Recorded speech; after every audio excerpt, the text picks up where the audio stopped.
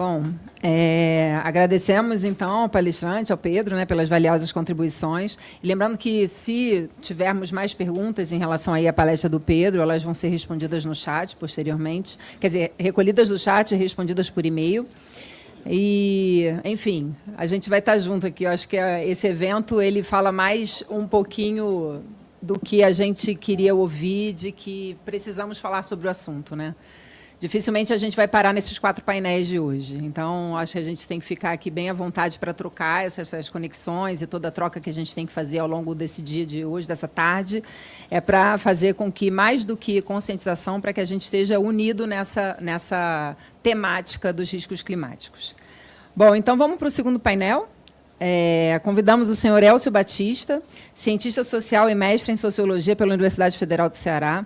Tem trajetória marcada pela convergência entre inovação pública, planejamento urbano e desenvolvimento institucional, e atualmente coordena o programa Cidade mais 2 graus Celsius no INSPER, conectando clima, território e inovação urbana em resposta aos desafios da economia do futuro. Nosso palestrante irá abordar o tema moradia em risco, desafios climáticos no seguro habitacional. Desejamos a todos um excelente debate.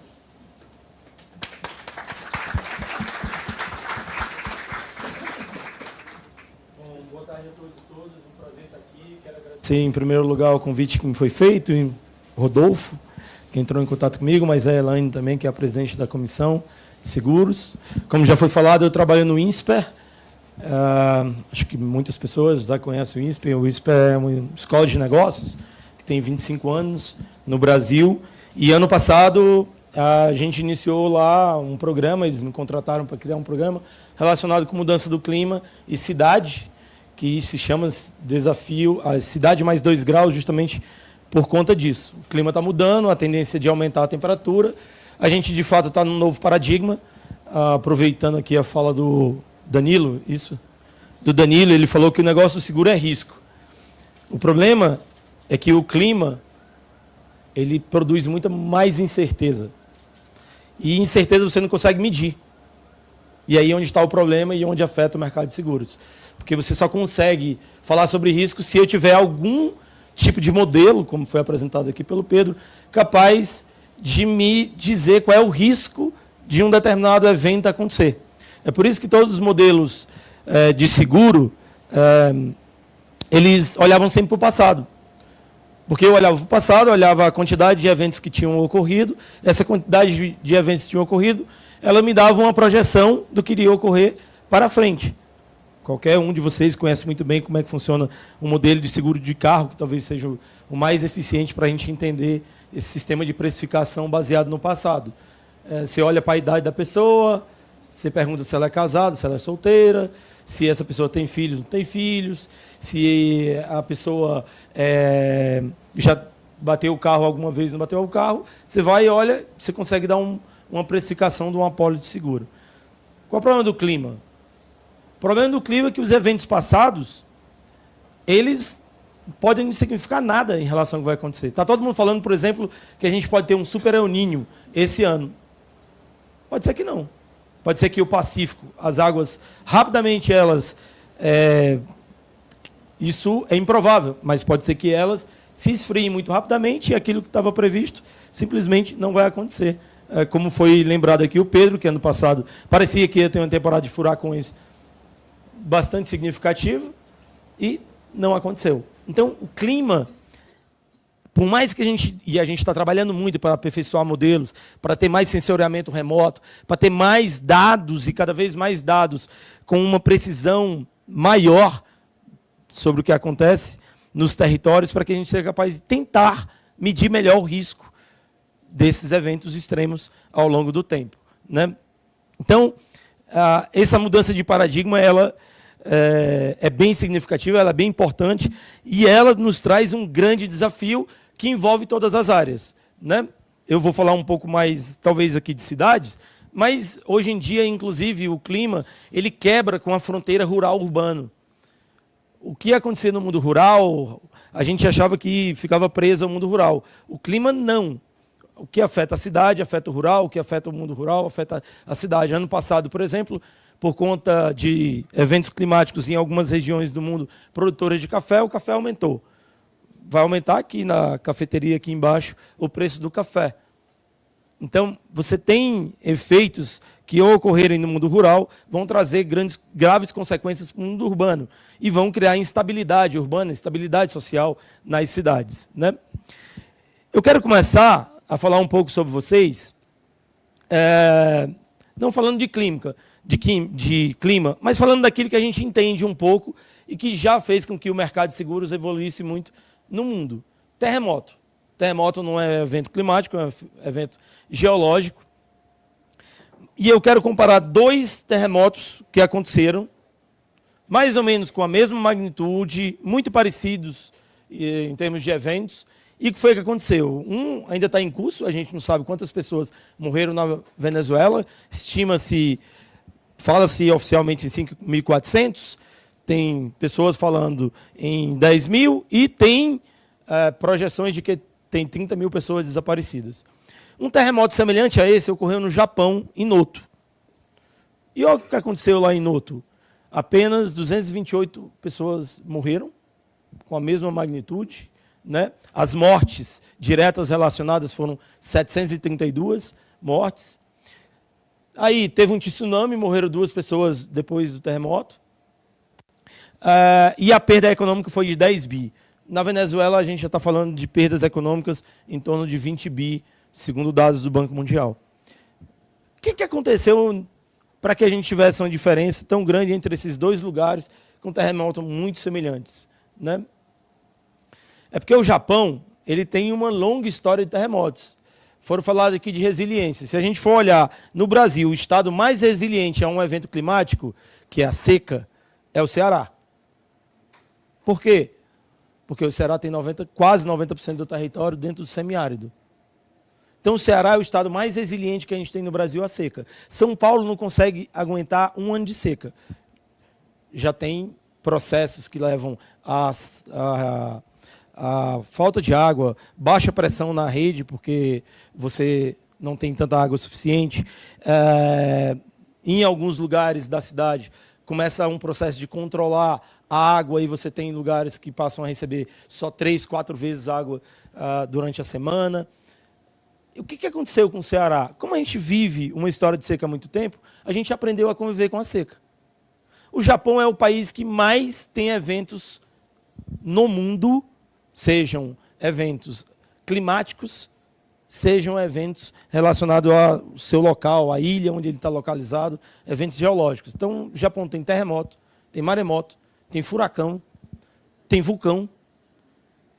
Tudo que você possa imaginar tem no Japão.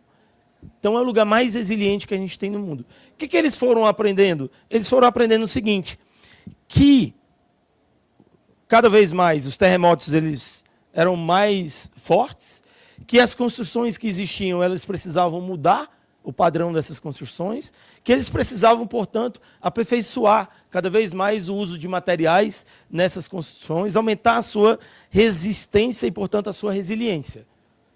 O clima faz a mesma coisa com as cidades. A gente vai ter que mudar, por exemplo, especificamente no caso brasileiro, a ABNT. A ABNT são as normas técnicas, os padrões construtivos que a gente tem. E a gente vai ter que usar novos materiais. Foi falado aqui, não sei se foi exatamente pelo Pedro, acho que foi, ele citou o caso dos vendavais que levaram lá em Ribeirão Preto a Toyota a passar 3 meses sem funcionar, por conta dos ventos. Os ventos estão aumentando em São Paulo e vão aumentar em alguns lugares do Brasil.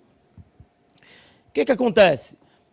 A gente vai ter que mudar o material com que é feita a cobertura de muitas dessas indústrias tradicionais que a gente tinha. Mas a gente vai ter que mudar, por exemplo, também, a gente está num prédio de 27 andares. A gente vai ter que mudar as janelas. Mas será que tem já materiais desenvolvidos para isso? Mais resistentes a isso? Então tem uma nova economia que precisa ser construída. O Brasil está avançando com a taxonomia sustentável brasileira, através do Ministério da Fazenda, da STN. A gente tem um plano clima. O governo lançou há 2 anos atrás, salvo engano, lançou uma plataforma para uma nova economia brasileira, uma reindustrialização brasileira baseada nos novos desafios que a gente tem. Então, digamos que a gente está mais ou menos aqui com um portfólio perfeito. A gente tem uma taxonomia, a gente tem um plano e a gente tem o Ministério da Economia, da Indústria e do Comércio, que lançou um plano, junto com o BNDES, para reindustrializar o país sobre novas bases. Isso precisa acontecer, senão a gente não vai conseguir se adaptar a essa nova realidade. Porque a palavra que a gente mais hoje repete quando a gente fala de clima é de adaptação. A gente construiu cidades para um outro momento histórico e climático. A gente precisa reconstruir as cidades. Imagina reconstruir São Paulo. Como é que a gente vai fazer isso? Você falou aqui de hipermeabilização de áreas, por exemplo, para colocar no modelo, para entender qual é a capacidade de absorção de água que a gente tem. São Paulo é uma cidade super hipermeabilizada, em muitos lugares dela. Embora tenha muitas áreas verdes, essas áreas verdes estão concentradas, ora em parques, ora em APAs e APPs que a gente tem na cidade de São Paulo, que corresponde a aproximadamente, salvo engano, 52% do território. Mas, e na cidade construída? E aqui no centro de São Paulo? Que praticamente você não tem verde em nenhum canto. É tudo impermeabilizado. Como é que você vai reconstruir isso? A gente impermeabilizou a cidade de São Paulo, mas não só isso. A gente tamponou rios, lagoas, riachos, córregos. Então é difícil fazer isso. Se a gente não vai poder reconstruir São Paulo, trazendo de volta a natureza que estava aqui, que fazia um processo e teria mais capacidade de absorver, a gente vai ter que inventar, criar, imaginar novas soluções para a cidade de São Paulo. Isso é um super desafio que a gente tem. Mas a gente tem um exemplo de que isso funciona. Tem lugares que fizeram isso. Os prédios no Japão podem tremer. Você pode ter um terremoto de 9 graus na escala Richter e provavelmente, eu não vou falar que 100% de certeza não vai cair nenhum prédio, mas do ponto de vista da engenharia, eles conseguiram resolver esse problema. O número de mortes cada vez é menor, o número de perdas econômicas cada vez é menor. Então, é possível encontrar uma solução para isso. Quando a gente vê um evento como ocorreu no Rio Grande do Sul, já foi falado aqui pelo Pedro e bastante bem explicado por ele, mas o que aconteceu? Estima-se que você teve quase 90 bilhões de perdas e que só 6 bilhões foram indenizados, ou seja, estavam segurados. Um gap bastante significativo que a gente tem no nosso país. Eu vou já explicar para vocês, o Brasil ele é viciado no presente. Então, o Brasil ele tem um problema de longo prazo, a gente não consegue olhar adiante, e a mudança do clima faz com que a gente tenha que olhar a prevenção. Bastante. O Pedro falou de Juiz de Fora. Não era mais para a gente estar falando em tragédia em Juiz de Fora. Por quê? Já ocorreram tantas vezes que não é mais tragédia. Aquilo que se repete não é mais tragédia. Tragédia é quando aconteceu uma vez que nunca tinha acontecido. Catástrofe é uma vez que nunca aconteceu. Se aconteceu e você agora tem modelos que dizem que pode acontecer, deixou de ser tragédia. Juiz de Fora já aconteceram várias vezes. Só que a palavra tragédia, ela ao invés de nos mobilizar, ela provoca algo diferente na gente. O que ela faz? Se é uma tragédia, então é inevitável. Não tinha o que fazer. Eu escrevi um artigo sobre Juiz de Fora, porque eu vi a entrevista da prefeita, eu fui vice-prefeito da cidade de Fortaleza. Eu vi a entrevista da prefeita e eu achei super interessante. Ela, super honesta a entrevista, maravilhosa. Ela dizia, olha, a gente tem tudo, a gente tem plano, a gente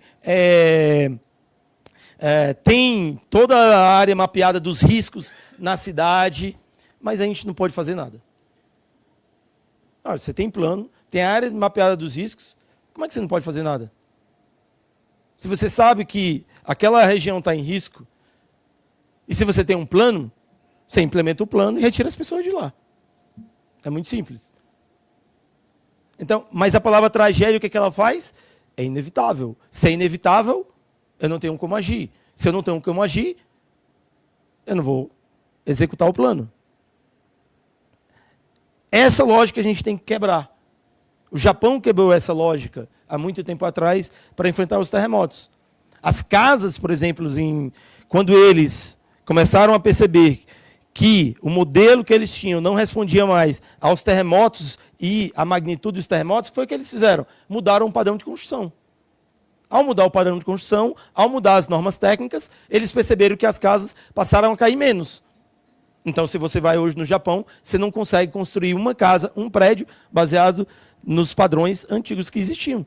Você vai ter que usar as novas normas e os novos regulamentos. Isso vai ser importante porque vocês estão no mercado que é criado não pelo próprio mercado. Normalmente, o mercado de seguros ele vai ser criado pelo Estado. Ele vai ser criado pelo poder público, que a partir de um determinado momento estabelece um conjunto de novas regras. Se a gente olhar para os dados nacionais, né, o que eles nos dizem? Né, o que cobre, o que não cobre no mercado nacional? Sul, 29,7%, Sudeste, 22,3%, Centro-Oeste, 12,9%, Nordeste, 7%, Norte, 4,6%. Né? Como vocês aqui estão no mercado que oferece crédito para financiamento imobiliário, e esse crédito ele já vai com um seguro embutido, vocês estão no mercado que, em tese, pelo menos para quem tem acesso a crédito, esse mercado ele está protegido. O problema é que, quando eu olho para o mapa de riscos do Brasil e olho para as áreas que estão mais expostas e são mais vulneráveis, são as áreas em que as pessoas têm menos renda, portanto, não tem proteção nenhuma. E o governo brasileiro ele vai, em algum momento, ter que criar alguma infraestrutura para você segurar essas áreas. Favelas, por exemplo. Nenhuma das favelas que eu conheço, ou seja, essas áreas todas informais no Brasil, que compreendem um contingente muito grande de pessoas, elas não são seguradas. E, como eu falei, nós somos viciados no curto prazo, e o brasileiro tem um outro vício. Nós somos viciados também nos juros. Não só o Brasil é viciado em juros, nós, pessoas físicas, somos viciados em juros também. Né? E vou contar um caso particular. Há um mês atrás, eu estava precisando sair num carro, e eu moro num apartamento, e eu pedi um carro do amigo meu que morava lá. Aí ele falou, não, pode pegar o carro, tranquilo e tudo mais. Eu fui e me lembrei, mas teu carro tem seguro? Ele falou, não. Ah, então não vou pegar. Vou de Uber. Eu não quero tomar esse risco. Mas é o que você falou, o seu exemplo que você colocou aqui. As pessoas no Brasil, elas compram um carro, mas não fazem o seguro. A gente compra uma casa, mas não faz o seguro da casa. A não ser que seja tomado de crédito, através do financiamento do FGTS, ou então, hoje em dia, dos bancos privados todos, que já têm linha de crédito para financiamento de casas. Mas, se não, você não faz. Por quê? Essa é uma mentalidade que tem a ver com a nossa estrutura social. E, obviamente, com nossa história. Nós sempre falamos que o Brasil é um país jovem, nós gostamos de afirmar que nós somos uma cultura jovem, nós gostamos de dizer que nós temos o futuro todo pela frente. Então, todo esse imaginário, ele faz com que a gente nunca pense no futuro. Ele faz com que a gente sempre postergue o futuro. E sempre postergue a prevenção que a gente poderia ter. Né? Então, é isso que faz com que a gente tenha um mercado de seguros altamente desenvolvidos do ponto de vista de negócio. As grandes seguradoras do mundo estão aqui, a gente tem um mercado bastante robusto. Entretanto, quando você vai ver a cobertura que a gente tem, seja para ativos econômicos, seja para vidas, etc., ela é muito baixa, comparado com todos os mercados, como bem o Pedro trouxe aqui, e eu não vou me ater a isso. Né? E aí, aqui você pode dar uma olhada o quanto o mundo ele investe muito mais, ele tem muito mais tradição de segurar os seus ativos do que o caso brasileiro. Né? Se você vê a França, por exemplo, ó, seguro de moradia obrigatório, e tem uma lei lá que embute a catástrofe dentro desse seguro, 85% nos Estados Unidos, Reino Unido 75%, Japão alta e crescente, né? Justamente por conta dessa longa história, mas quando você vê aqui no Brasil, ó, 17%. E o clima está essencialmente fora das apólices de seguro. E aquilo que eu falei, mercados, infelizmente, não nascem do nada. Normalmente, eles respondem a catástrofes. Se você for olhar no mundo, Espanha, em 1954, Estados Unidos, 1968, Japão, 1966, França, 82, Turquia, 2000, Reino Unido, 2016. Todos eles teve uma catástrofe que gerou a necessidade de você fazer uma proteção para esse mercado. Rio Grande do Sul, por exemplo, infelizmente, obviamente, ocorreu aquela tragédia, mas, a partir daquela tragédia, o que está acontecendo no Brasil? Uma grande mobilização de todos os setores, do mercado de seguros, inclusive, porque aqui a gente está falando no mercado de seguro e resseguro. Olha onde é que essa conta vai dar. Essa conta acaba chegando nas resseguradoras. Mas o que acontece? Se a conta ficar muito grande, ela fica impagável. Se ela fica impagável, você quebra tudo. Se você quebrar o mercado de seguros, você tem algo parecido com a crise de 29. Você tem algo parecido com uma crise financeira. Porque a crise financeira, o que acontece? Destrói os ativos todos, naquele momento. As perdas são gigantescas e não tem ninguém para pagar essas perdas. Foi o que aconteceu em 29, foi o que aconteceu em 2008. Diferentemente de 29, por que a crise de 2008 foi um pouco diferente? Porque a gente tinha aprendido com 29, os Estados Unidos foram e socializaram a perda. O Estado foi lá e comprou toda aquela perda, se endividou e disse que vai pagar no futuro. Mas o clima é um pouco parecido com uma super crise financeira que possa acontecer.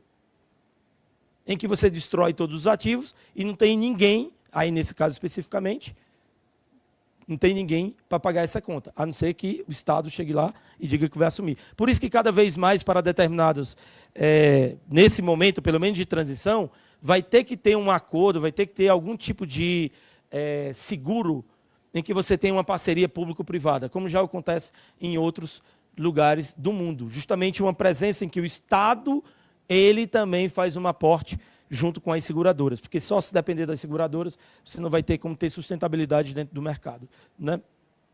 Então, isso é super importante. Praticamente todo o mercado evoluiu muito depois de catástrofe. O mercado brasileiro está evoluindo muito depois do Rio Grande do Sul. Olha o que está acontecendo com o Super El Niño. Está todo mundo querendo que haja prevenção. O que você está fazendo, prefeito, prefeita, para o Super El Niño? Os empresários, o que você está fazendo em relação a isso? A gente está melhorando a nossa capacidade de ter um conjunto de instrumentos para ser capaz de territorializar melhor os riscos, como foi falado aqui pelo Pedro, através da plataforma que ele desenvolveu e fez um trabalho com a Prefeitura de São Paulo aqui, praticamente no sentido de fazer ali aperfeiçoar o modelo, né? Trabalhando com dados mais territorializados da cidade de São Paulo. Mas você imagina só, vou dar um exemplo super prosaico. Um hospital para funcionar, depois, por exemplo, de um apagão, ele precisa de gerador. Certo? Digamos que esse apagão ele tenha sido motivado por chuvas intensas. O gerador, onde é que você coloca ele normalmente? No subsolo. Digamos que esse subsolo ficou todo inundado e, não tem onde, e o gerador não vai funcionar. E aí? O que você faz? Então, quando você for pensar um prédio hoje, você vai ter, um hospital, você vai ter que pensar o hospital se o lugar dele é sensível a alagamento ou não, a inundação ou não. E se for, na hora que for segurar, o seguro vai ter essa informação. E aí o seguro vai ter que tomar uma decisão. A apólice vai ser o valor bem alto, porque você colocou o teu hospital num lugar em que o risco climático também é muito elevado. Ou então você vai ter que fazer a mudança do hospital. Ou seja, o que isso significa? Que toda decisão tomada hoje de alocação de patrimônio vai ter que ser pensada a partir do risco climático que está endereçado. É simples assim. Então, as empresas consultoras de prédios, os empresários que contratam uma empresa de engenharia para fazer a sua planta, tudo isso vai ter que estar endereçado a qual risco você está submetido ou não. Porque depois você vai ter dificuldade em segurar esse teu ativo. Justamente porque você fez uma alocação errada. A mesma coisa, um engenheiro, uma pessoa que está desenhando, o arquiteto que está desenhando o prédio, vai ter que tem noção sobre onde ele vai colocar determinados tipos de equipamentos que são essenciais para o funcionamento daquela operação. Eu estou falando de um hospital aqui especificamente.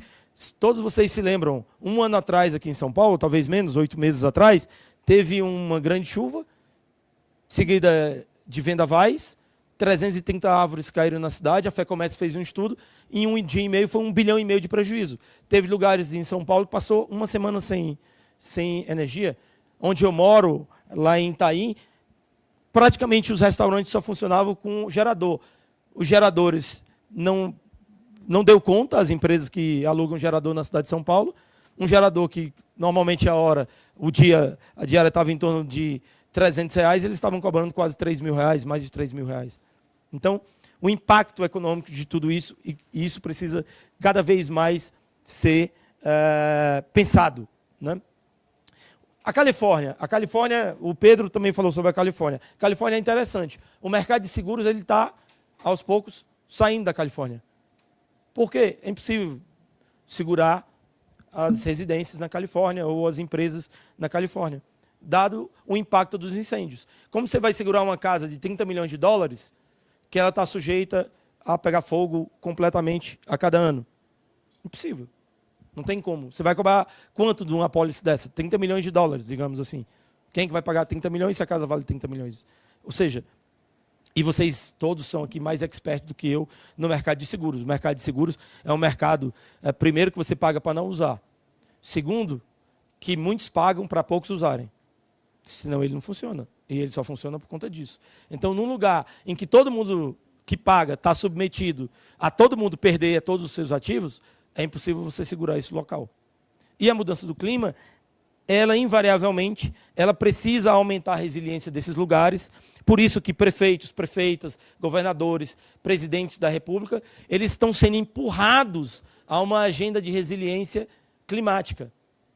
Eles estão sendo empurrados a trabalharem para adaptar mais as suas cidades. A inundação, a seca extrema, porque os efeitos que isso tem, não só para a cidade, mas os efeitos que isso tem para as atividades econômicas são bastante significativos. A gente realizou um evento em junho, lá em Fortaleza, sobre risco e valor, né? Trabalhando um pouco competitividade, produtividade e sustentabilidade da economia do Nordeste. Eu venho de uma região, obviamente fui criado no Ceará, e um evento, não climático, mas um evento, digamos assim, relacionado à fauna, acabou com a produção do algodão no Ceará, que foi o bicudo. O bicudo, se a gente for olhar, ele guarda uma leve correlação, digamos, esse evento específico, com o que pode acontecer com o clima. O clima ele pode gerar o deslocamento de cadeias produtivas inteiras de uma determinada região para outra. Esse deslocamento de uma cadeia produtiva é deslocamento de emprego, de renda, de desenvolvimento. É por isso que a adaptação é tão fundamental em muitos lugares. Para você não perder essa capacidade que você tem. Por exemplo, o que aconteceu no Rio Grande do Sul, muitas empresas vão talvez mudar o lugar onde elas tinham estabelecido suas plantas no longo prazo. Não porque a planta talvez tenha ficado inundada ou tenha sofrido perdas, mas muitas empresas no Rio Grande do Sul, você depois não conseguia nem sair com os produtos e nem fazer chegar os insumos na indústria. Então, a decisão da alocação, ela começa a mudar também. Então, a geografia dos empregos, a geografia das oportunidades, elas podem mudar de acordo com a maior ou menor capacidade de adaptação dessas regiões, né? Aqui é um exemplo, né? Eu trouxe justamente o exemplo que está vinculado a vocês, né? De como é que a gente consegue construir um mercado de seguros, de como é que isso pode se desenvolver e como isso é feito normalmente, como eu falei para vocês, a partir da lei, né? É a lei que cria mercado. E aí o sistema financeiro habitacional é um belo exemplo de como isso aconteceu e de como isso se desenvolveu no Brasil. A gente precisa aprender, talvez, com esse modelo, a aplicar ele no restante da economia, entendendo melhor de que se a gente tiver uma economia que ela esteja segurada, como falou o Pedro aqui, trouxe justamente a informação qualificada, a gente tem uma capacidade de fazer com que a economia saia melhor do que entrou nesse evento, né? E é quase que uma obviedade. Se eu estou no mercado, se eu estou num lugar com um conjunto de atividades que elas não estão seguradas, e você tem um evento como esse, isso vai gerar uma depressão durante muito tempo naquela economia. A gente pode olhar para efeitos de deslocamento de cadeias produtivas e ver o impacto, não do clima, mas comparar com o clima. É só olhar para Detroit. Olha a região de Detroit, o que é que aconteceu quando a indústria automobilística saiu de lá. Uma depressão completa. As cidades praticamente não só se esvaziaram, mas você passou a ter uma diminuição da renda per capita daquela população, baixa geração de empregos. As cidades estão se reinventando em toda aquela região, justamente não por conta de um evento climático, mas pelo deslocamento de cadeias produtivas inteiras que saíram da região de Detroit e foram para a China. A desindustrialização ali não foi por conta do clima, mas o clima pode provocar um efeito muito parecido com aquilo. Então, a gente fazer essas comparações é fundamental para a gente perceber que a gente tem alternativas ao momento que a gente está vivendo. Isso aqui é importante porque é o seguinte: quando a gente fala em mercado de seguros no Brasil, praticamente a gente está falando da cidade formal. Entretanto, boa parte da cidade no Brasil é informal. Fortaleza, posso falar mais especificamente, Fortaleza tem aproximadamente 900 assentamentos informais, na linguagem anterior, hoje em dia se fala em favelas, enfim. Quase 900. Nenhum lugar desses é segurado. Se a gente for pensar em clima, como é que a gente pode segurar esses locais? Como é que a gente pode fazer com que o patrimônio dessas pessoas ou a vida dessas pessoas possam ser protegidas de alguma forma? O Estado vai ter que ter um papel mais relevante nesse processo.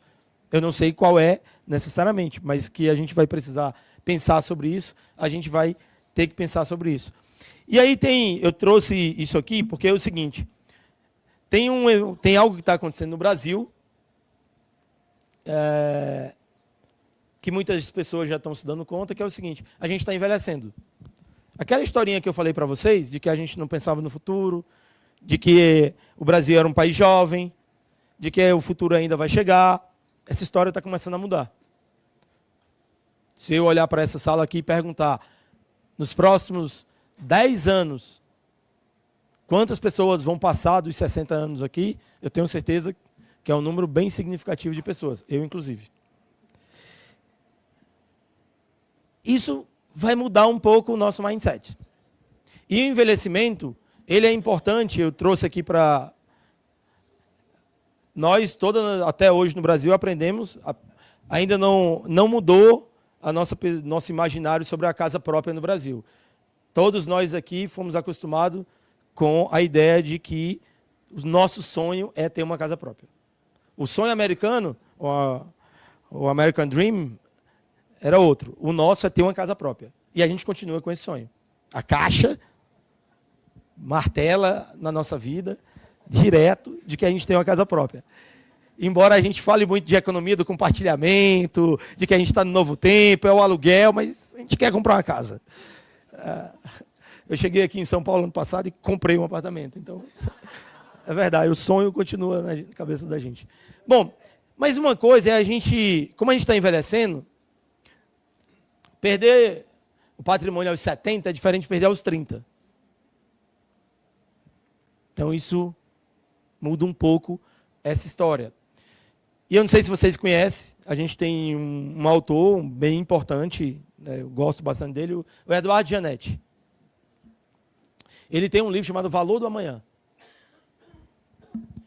E o Valor do Amanhã é justamente falar um pouco sobre prevenção, seguro. Tudo isso está relacionado ao amanhã.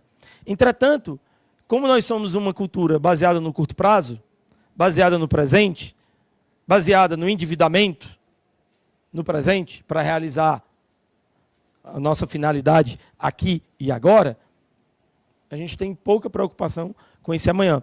Mas a mudança do clima é justamente uma mudança que incide nesse imaginário e que vai ter que nos remeter para o futuro.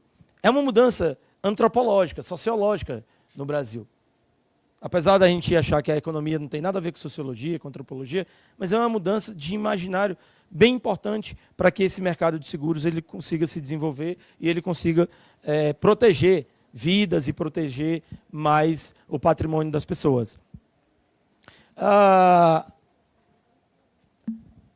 gente vai precisar de algum tipo de prêmio que induza a adaptação, ou seja, eu vou ter que pagar um prêmio melhor se você adaptar, seja a sua casa, seja o seu negócio, seja o que for. Essa responsabilidade da mudança do clima, ela atinge todos os níveis, ou seja, do indivíduo até ao governo federal. Ela não é só algo que afeta as empresas ou que só afeta os governos e a responsabilidade dos governos, mas os indivíduos também, na hora que eles forem tomar determinadas decisões, o mercado de seguros pode justamente precificar isso, se você está se adaptando ou não, se você levou em consideração os mapas de risco ou não. E a gente já tem vários mapas de riscos públicos hoje, né? Você pode entrar no site do Adapta Brasil, você tem o GTCA, é isso, Pedro? O seu modelo, GTCA? Não, da outra plataforma. GCAT, mas você tem algumas plataformas públicas, por exemplo, você tem o Adapta Brasil, você tem o Semadem, você tem agora o IBGE, lançou agora uma plataforma também que você pode olhar os mapas de risco da sua cidade, você tem o GeoRedos olha no nível intramunicipal. Todas essas plataformas trabalham com dados públicos. A gente, ano passado, lançou, em parceria com a Itaúsa, o programa que eu coordeno é financiado pela Itaúsa, o Instituto Itaúsa. E a gente lançou, ano passado, uma plataforma chamada Brasil Mais 2 Graus. Vocês podem entrar lá. E essa plataforma ela é mais voltada para o setor privado, inclusive. Justamente para você olhar. E ela tem uma camada de natureza também, que é bem importante para você entender os riscos do teu negócio. E ela está muito focada em infraestrutura, então rodovias, ferrovias, linhas de transmissão, energia. A gente está falando aqui de cidades, mas a infraestrutura energética é fundamental quando a gente está olhando para a mudança do clima. Dá um exemplo para vocês. O Ceará, se vocês conversarem com a Enel, vocês vão ver que o Ceará é o lugar onde você tem o maior número de descargas elétricas do país. É o mais suscetível a você ter apagões por conta de raios. São Paulo já não é essa ameaça. São Paulo é vendaval, que derruba as árvores, que derruba os postes, que derrubam os transformadores, que falta energia, né? Mas a gente tem a linha de transmissão. Grandes vendavais, ou, como você bem falou também, lembrou, o Brasil não tinha tradição, pelo menos de grandes furacões, ou, vamos lá, de tornados. E isso está começando uma história de tornados mais fortes no Brasil. Se isso impactar a linha de transmissão, isso vai significar que a gente vai ter que aumentar a nossa resiliência nessas linhas de transmissão no longo prazo. Bom, ano passado eu li uma entrevista do presidente do Conselho Mundial, salvo engano, do grupo Allianz, que é uma, enfim, das maiores seguradoras no mundo. E foi bem interessante porque ele falou justamente que o que estava em risco nessa entrevista era o próprio capitalismo. Porque o mercado de seguros, ele se desenvolveu justamente baseado numa economia, que é a nossa, uma economia baseada no mercado, no capital, num processo permanente de valorização do capital. E ele diz que a mudança do clima ele pode interromper esse ciclo. E se ele interromper esse ciclo, ele destrói o mercado de seguros, que, por sua vez, gera uma cascata e destrói todos os fundamentos, digamos, da economia que a gente trabalha. E ano passado eu também estava na Casa do Seguro, lá na COP30, e as palestras todas giravam em torno de uma discussão que é essa que a gente está fazendo um pouco aqui, que é as nossas cidades foram preparadas para um clima, para um contexto que já não existe mais, que é do passado.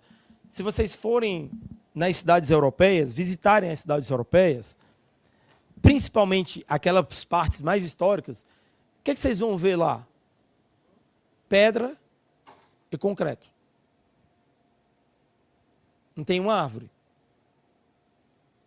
nesses lugares. É tudo permeabilizado. Você entra nos centros históricos, elas foram construídas dessa forma, muito parecido com esse lugar que a gente está aqui em São Paulo, né? E agora a gente tem uma necessidade cada vez maior, pelo menos para enfrentar algumas das ameaças climáticas. Onda de calor, por exemplo, como é que a gente vai resfriar mais as cidades? Tendo mais árvores, é óbvio, dentro da cidade. Mas não só com isso, vamos ter que encontrar outras estratégias para resfriar mais as cidades, para enfrentar a onda de calor. Lá onde eu trabalho, no INSPER, tem o CEPAP, o Centro de Pesquisa Aplicada à Primeira Infância, que é um projeto de 10 anos financiado pela FAPESP. Antes de ontem, tinha uma matéria na Folha de São Paulo falando dos estudos que estão sendo feitos no CEPAP sobre ondas de calor e o impacto na gravidez e no desenvolvimento infantil das crianças em que a gestante passou por mais dias vivendo em onda de calor. Então, a gente vai ter que adaptar as cidades, porque isso vai comprometer também, nesse caso especificamente, a gestantes, os bebês, e, portanto, pode comprometer o desenvolvimento futuro. Se eu olho, como eu falei, para a seca, e o estado do Ceará pode ensinar muito ao Brasil do ponto de vista da convivência, porque a gente tem 150 anos de história de convivência com a seca no Ceará. E olha, a gente lá no século XIX, para encerrar, Dom Pedro II, ele disse que venderia todas as joias da coroa, tudo, para resolver a questão da seca no Ceará. E no Brasil, no caso especificamente, mas naquele momento ele falou especificamente sobre o Ceará. E naquele momento, uma linguagem passou a dominar o imaginário e a busca por soluções. Era o imaginário de combater. Vamos combater a seca. Ninguém combate a seca, porque você não vai vencer. Porque é um evento climático. A mesma coisa, eu não consigo combater a mudança do clima. A gente vai ter que se adaptar a ela. Por quê? O programa que eu coordeno chama Cidade mais 2 graus. A gente está partindo do pressuposto que vai ser difícil segurar 1,5 graus, que foi aquilo que foi acordado em Paris. Então a gente está olhando para 2 graus e tentando segurar em 2 graus. Mas a velocidade com que a gente vai reduzir a produção de gases que produzem um efeito estufa, metano, dióxido de carbono, enfim. Não sei se a gente vai conseguir fazer isso até 2050. A gente está postergando essa solução mais à frente. A gente ainda vai continuar produzindo, e o Brasil está fazendo isso. A gente vai explorar petróleo lá na Foz do Amazonas. O Brasil hoje não pode deixar de explorar petróleo mais. Por quê? Porque as nossas contas não fecham. Praticamente, ano passado, 100 bilhões foram distribuídos de royalties de petróleo no Brasil. O governo federal ficou com quase 60 bilhões. E o restante foram para municípios e estados. O governo federal, sem esses 60 bilhões, não consegue fechar a conta do país. Aliás, a gente já não fecha nem com os 60, porque a gente está tendo déficit primário. Mas, então a gente vai continuar explorando petróleo. Então, não dá mais para pensar de que a gente vai voltar, talvez, no estágio anterior. Eu estava vindo para cá, dentro do carro, recebi uma mensagem num grupo que a gente tem do INSPER, relacionado com o programa Cidade mais 2 graus. Era uma matéria da FAPESP, de um estudo que acabou de ser publicado, justamente da equipe brasileira, do projeto brasileiro na Antártida.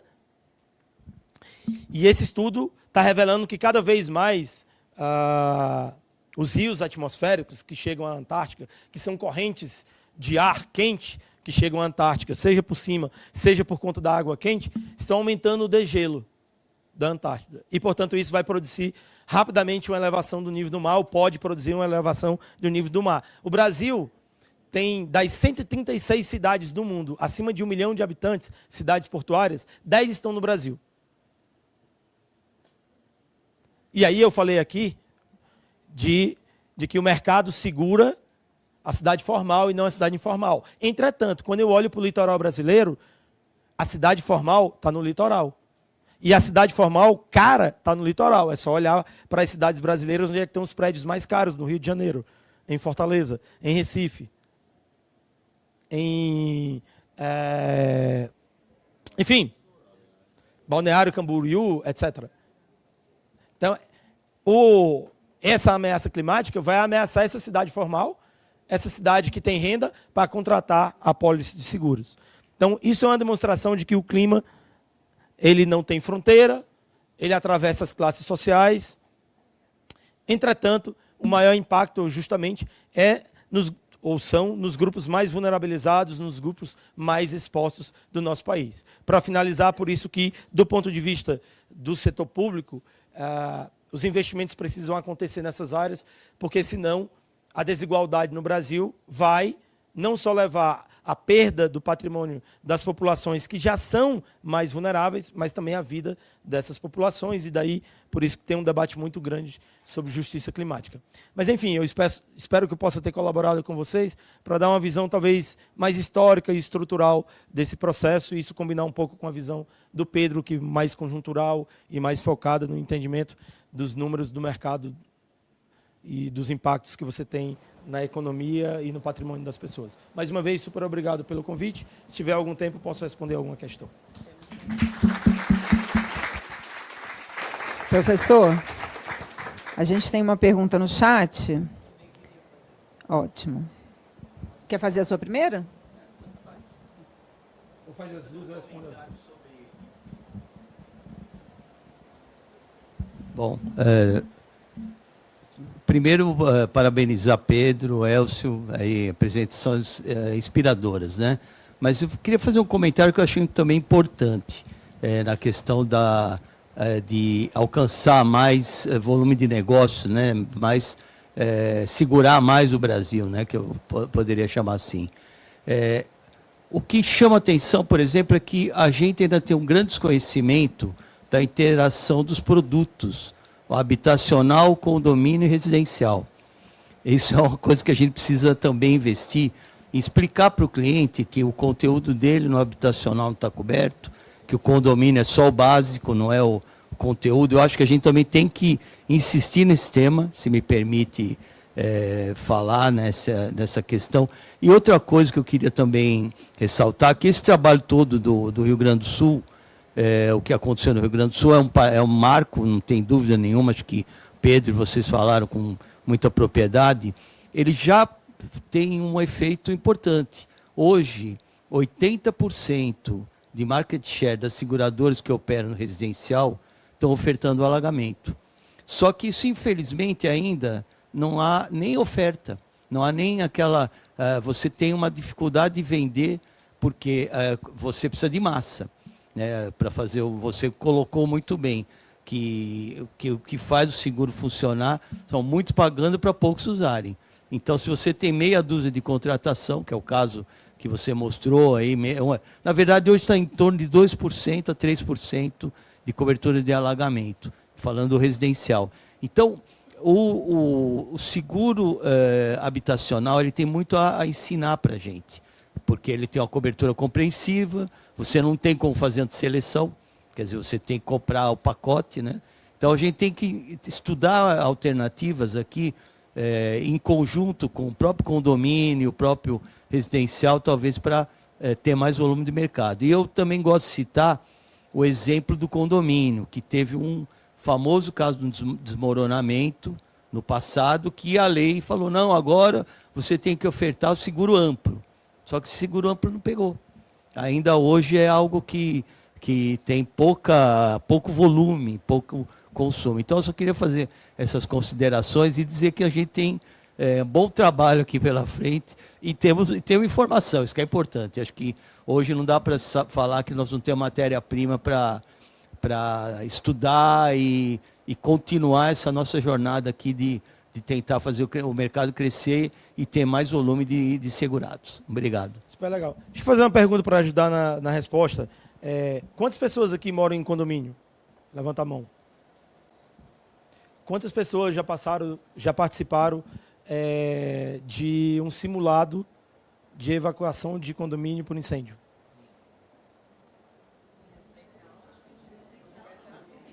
mais do que eu imaginava. Sabe por quê? Eu fui síndico durante 4 anos no condomínio. A reunião de condomínio, quando tinha 10 pessoas, a gente, poxa, tem muita gente. Caramba. Só eu era o síndico, aí tinha o vice-síndico, e tinham mais 3 pessoas que eram do Conselho Fiscal, ou seja, 5. Quando tinha 10, a gente, poxa, porque às vezes tinha reunião que era só nós que a gente decidia. E eu perguntei isso porque percepção de risco. Assim, a gente é um país que simplesmente a gente acha que as coisas nunca vão acontecer com a gente. Nunca vão acontecer. E Deus é brasileiro. Exemplo lá de Juiz de Fora. Toda vida acontece a mesma coisa no mesmo lugar e as pessoas continuam lá e o poder público não muda aquela realidade, enfim. Mas a gente acha que as coisas não vão acontecer. A nossa percepção de risco, o Pedro acho que falou sobre isso, é muito baixa. Se ela é muito baixa, é difícil você falar em seguro. Porque assim, as pessoas, como ela não tem essa percepção, ela vai dizer, eu não vou fazer seguro, para quê? Não faz sentido eu fazer um seguro. Então, e o mercado de seguro, ele depende de uma percepção de risco, como eu falei. E aí entra uma parte da sua resposta. Dados. A gente está multiplicando os dados relacionados sobre risco. A gente está mensurando melhor. Lembre-se que o Pedro mostrou aqui no modelo dele, mas como é que a gente mensura risco? A mensuração de risco estava vinculada a 3 variáveis. Primeira variável, exposição. Quão você está exposto a esse risco? Segunda variável, vulnerabilidade. Quão você está exposto e quão você é vulnerável a isso. Terceiro, qual é a ameaça? Aí você vai ver qual é a interseção e isso vai produzir o tamanho do risco que você está. Agora, por exemplo, não tenho dúvida de qualquer pessoa e de qualquer empresa que esteja no Vale do Taquari, no Rio Grande do Sul, sabe o tamanho exato do risco que ela está sofrendo. Por quê? Porque ela sentiu na pele. Aquilo que virou quase que uma frase dita em milhões de vezes e milhões de vezes nos eventos de coach, que é, se não vai o amor, vai com a dor.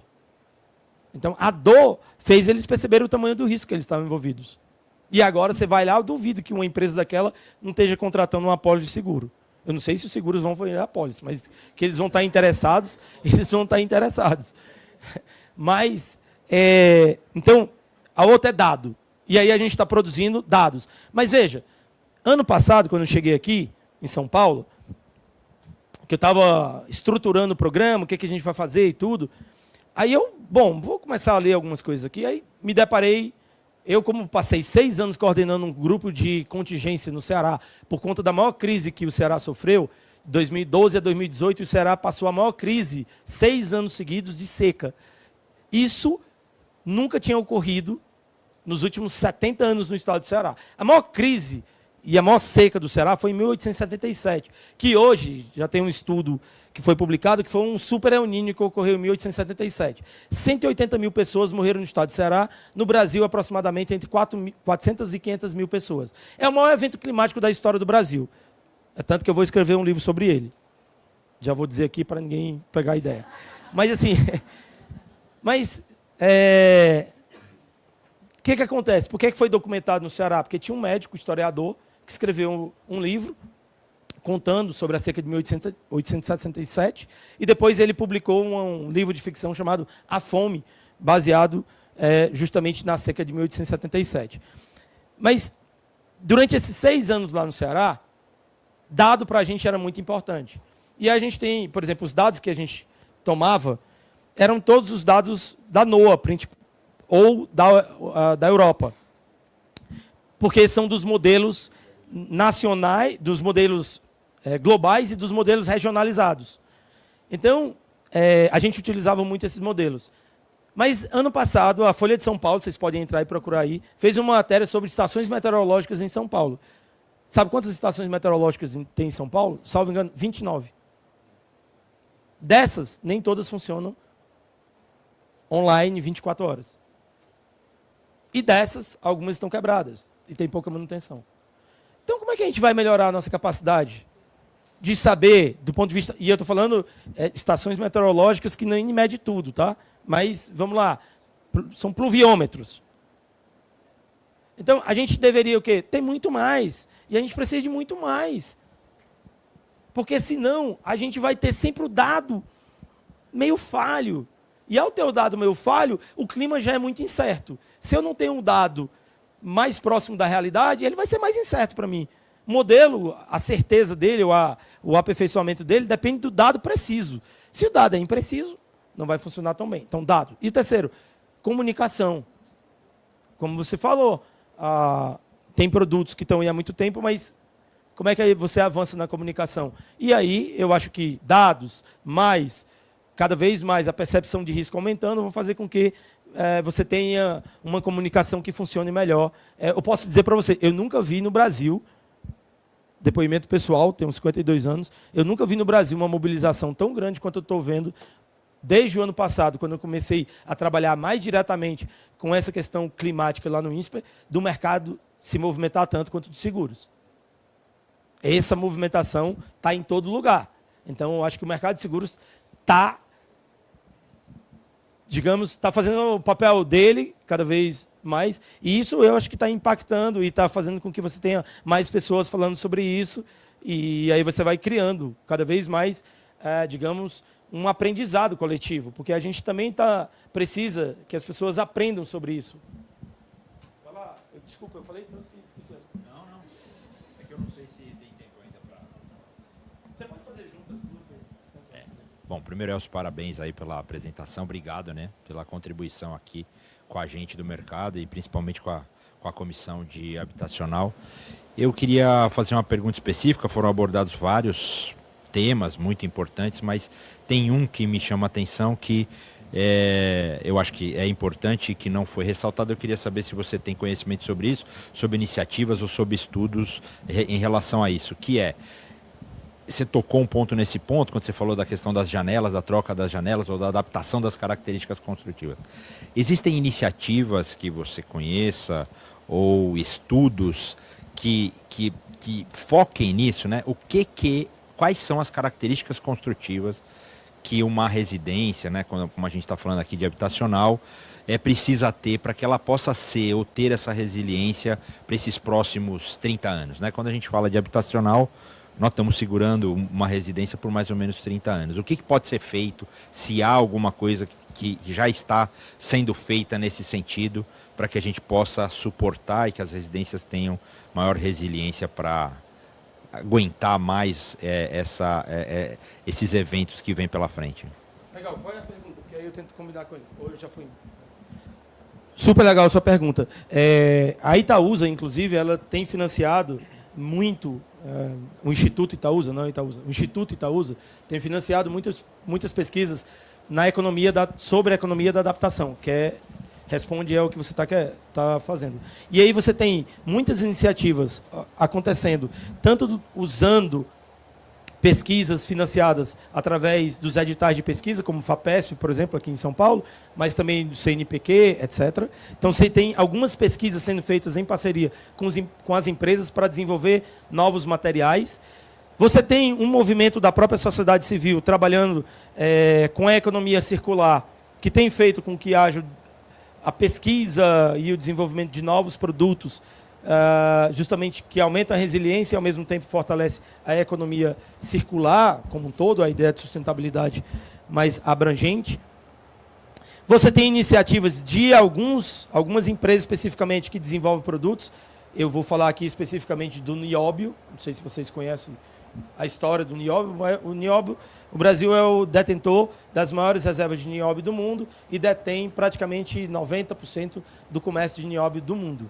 E a gente tem a empresa que mais faz pesquisa e desenvolvimento de aplicações de nióbio no mundo, que é a CBMM, que é a empresa nacional, deveria ser um orgulho de todo o Brasil. E você tem, financiado pela CBMM, baseado no nióbio, mas você tem já algo acontecendo também relacionado com, porque a gente está falando muito de descarbonização. Mas tem um outro conceito que está se falando muito pouco ainda, mas que é a desmaterialização. É você fazer mais com menos. Aumentar a resistência, por exemplo, de uma casa, mas com menos produtos. Ou utilizando produtos que sejam mais resistentes, que consomem menos energia, que têm uma durabilidade maior, porque aí eu tenho que entrar no ciclo de vida dos produtos. Você pode até ter o desenvolvimento de um produto, mas qual é o ciclo de vida dele? Ele vai durar 30 anos, por exemplo? Tem muitas pesquisas acontecendo para você ter o concreto verde, né? Ou seja, que a gente não vai abandonar o concreto, mas como é que eu faço para o concreto ser produzido de uma forma mais sustentável como que não é hoje e que poderia ser, né? Utilizando energia renovável, etc, etc, etc. Então tem sim algo acontecendo, mas eu poderia dizer para ti que ainda é muito incipiente. Não é algo bastante significativo e que você tenha muitas pesquisas em grande volume acontecendo. Mas, por conta da percepção de risco, por conta dos eventos, isso vai acabar acontecendo, mais cedo ou mais tarde. Como eu falei para encerrar, como hoje o Brasil tem um plano clima, a gente tem a taxonomia sustentável brasileira e a gente tem a chamada nova, acho que é NIB, nova industrialização brasileira, que é esse incentivo a que a gente reindustrialize o país baseado numa nova economia, numa economia mais adaptativa, economia verde, etc. Então, eu acho que a gente vai avançar. Agora, a gente precisa de continuidade disso. O Brasil é conhecido pela descontinuidade. E a gente viu o exemplo do Japão. O Japão conseguiu o que conseguiu porque cada governo foi aperfeiçoando o modelo. Se a gente continuar no nosso país, cada governo zerando o modelo, aí a gente não vai conseguir ter a resiliência que a gente precisa e ter a economia que a gente precisa. Seja para estar mais adaptada com o mercado de seguros financiando as perdas desse mercado, tanto de ativos patrimoniais quanto de ativos pessoais, de vidas de pessoas, etc. A gente não vai conseguir se transformar num país desenvolvido. E, para finalizar, o Brasil perdeu muitas oportunidades, por isso que ele é um país de renda média, como o Pedro falou aqui. A gente não conseguiu chegar a ser um país de renda alta. A gente agora está numa janela, se você for olhar, de super oportunidade para o Brasil. Vamos lá. Todo mundo quer material crítico, minerais críticos. Onde é que está a segunda maior reserva de minerais críticos do mundo? No Brasil. E ela é essencial para essa nova economia. Onde é que estão as maiores reservas de bens naturais que você possa imaginar? No Brasil. A gente tem a maior reserva de biodiversidade do mundo, que é a Amazônia. A gente tem as maiores reservas de água doce do planeta. Está aqui no Brasil. Vou olhar para a energia. 95% da nossa matriz elétrica é renovável. E da nossa matriz energética, 50% é renovável. E a gente, se quisesse, era 100%. Água, energia, minerais críticos. Podemos dizer, não temos muito investimento em ciência e tecnologia, nosso ponto fraco. Mas temos grandes universidades no Brasil que, com mais de dinheiro, nessas universidades a gente poderia rapidamente escalar esse processo. A gente não pode perder mais essa oportunidade. Então, é um super desafio, mas eu quero deixar uma mensagem para vocês. É uma super oportunidade que a gente pode transformar o nosso país no país mais resiliente do mundo e, em paralelo, na economia mais sustentável do mundo. Obrigado.